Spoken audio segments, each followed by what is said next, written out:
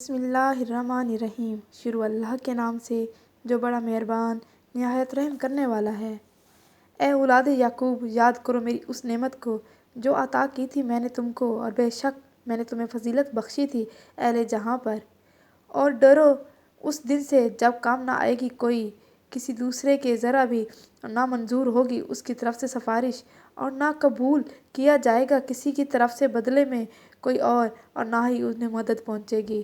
اور یاد کرو جب نجات بخشی ہم نے تمہیں آل فرعون سے، جنہوں نے مبتلا کر رکھا تھا تم کو بدترین عذاب میں، ذبح کرتے تھے تمہارے بیٹوں کو اور زندہ رہنے دیتے تھے تمہاری عورتوں کو، اور اس حالت میں تمہاری آزمائش تھی تمہارے رب کی طرف سے بہت بڑی۔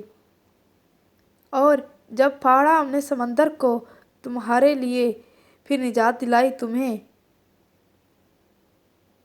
اور غرق کر دیا آل فرعون کو تمہارے دیکھتے دیکھتے۔ اور جب وعدہ کیا ہم نے موسیٰ سے 40 رات کا، پھر بنا لیا تم نے بچھڑے کو معبود موسیٰ کے بعد، اور تم ظلم کر رہے تھے۔ پھر معاف کر دیا ہم نے تم کو اس کے بعد بھی تاکہ تم شکر گزار بنو۔ اور جب دی ہم نے موسیٰ کو کتاب اور فرقان تاکہ تم ہدایت حاصل کرو۔ اور جب کہا موسیٰ نے اپنی قوم سے، اے میری قوم، یقیناً تم نے ظلم کیا ہے اپنی جانوں پر معبود ٹھہرا کر بچھڑے کو، بس توبہ کرو تم اپنے خالق کے حضور، لہٰذا قتل کرو تم اپنی جانوں کو، یہی ہے بہتر تمہارے حق میں تمہارے خالق کے نزدیک۔ سو توبہ قبول کر لی اللہ نے تمہاری، بے شک وہی تو ہے بڑا معاف کرنے والا اور رحم کرنے والا۔ اور جب تم نے کہا اے موسیٰ، ہرگز نہ یقین کریں گے ہم تمہارا جب تک نہ دیکھ لیں گے ہم اللہ کو علانیہ، تو آ لیا تم کو ایک کڑک نے تمہارے دیکھتے دیکھتے، پھر زندہ کیا ہم نے تم کو تمہاری موت کے بعد تاکہ تم شکر گزار بنو۔ اور سایہ کیا ہم نے تم پر بادل کا، اور اتارا ہم نے تم پر من و سلویٰ، اور کہا کھاؤ ان پاکیزہ چیزوں میں سے جو عطا کی ہم نے تم کو، اور ناشکری کر کے نہیں بگاڑا انہوں نے ہمارا کچھ، بلکہ رہے وہ اپنی ہی جانوں پر ظلم کرتے۔ اور جب ہم نے کہا داخل ہو جاؤ اس بستی میں اور کھاؤ وہاں جہاں سے چاہو بافراغت، اور داخل ہونا دروازے میں سجدہ ریز ہوتے ہوئے، اور کہتے جانا بخشش مانگتے ہیں معاف کر دیں گے ہم خطائیں تمہاری، بلکہ اور زیادہ عطا کریں گے ہم نیکی کرنے والوں کو۔ مگر بدل دیا ان ظالموں نے اس کلمے کو ایسے کلمے سے جو مختلف تھا اس سے جو کہا گیا تھا ان سے، لہٰذا نازل کیا ہم نے ظلم کرنے والوں پر عذاب آسمان سے بسبب اس کے کہ وہ نافرمانیاں کیے جاتے تھے۔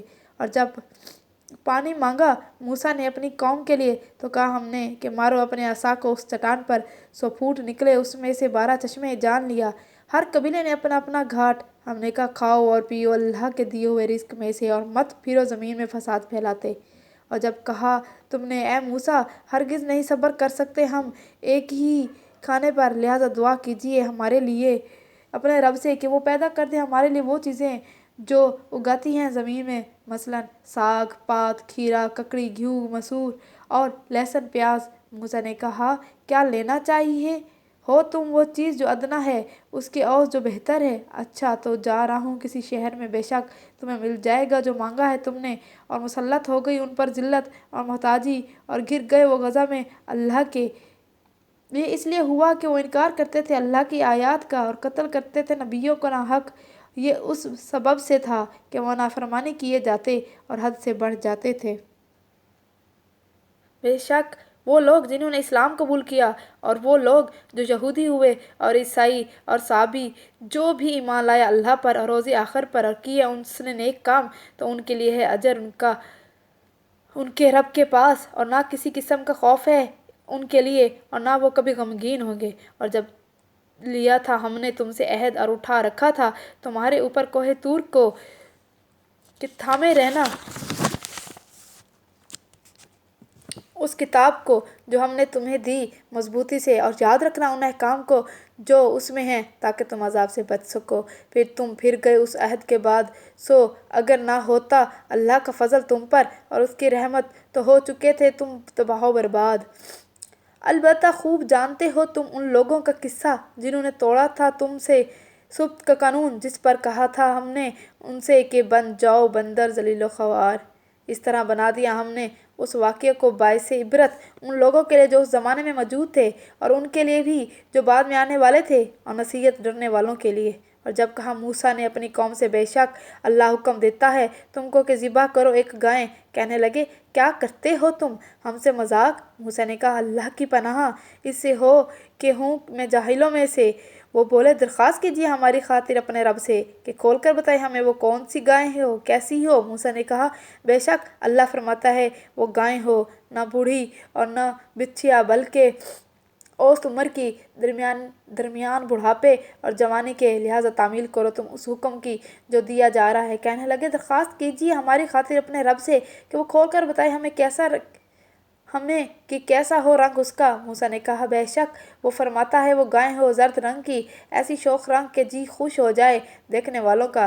कहने लगे, दरख्वास्त कीजिए हमारी खातिर अपने रब से कि वो खोल कर बताए हमें कि वो कैसी हो। बेशक गाय मुश्तबा हो गई है हम पर, और बेशक अगर चाहा अल्लाह ने तो उसका ठीक पता पा लेंगे। मूसा ने कहा, बेशक अल्लाह फरमाता है वो एक गाय है जो नहीं है मेहनत करने वाली, के ज़मीन जोतती हो और ना पानी देती हो, खेती हो सही सालिम बेदाग। कहने लगे, अब लाए हो तुम बिल्कुल ठीक बात। बिलाखिर ज़िबा कर दिया उन्होंने उसे, अगरचे ना लगता था कि वो ऐसा करेंगे। और जब कत्ल किया था तुमने एक शख्स को, फिर वहाँ झगड़ने लगे थे तुम उसके बारे में, और अल्लाह ज़ाहिर करने वाला था उस बात को जो तुम छुपा रहे थे। लिहाजा हमने कहा, ज़रब लगाओ मकतूल को उस गाय के किसी टुकड़े से, देखो इसी तरह जिंदा करेगा अल्लाह मुर्दों को और दिखाता है और तुमको अपनी निशानियां ताकि तुम समझो। फिर सख्त हो गए तुम्हारे दिल ऐसी निशानियां देखने के बाद भी, गोया कि वो पत्थर हैं या ज़्यादा सख्त।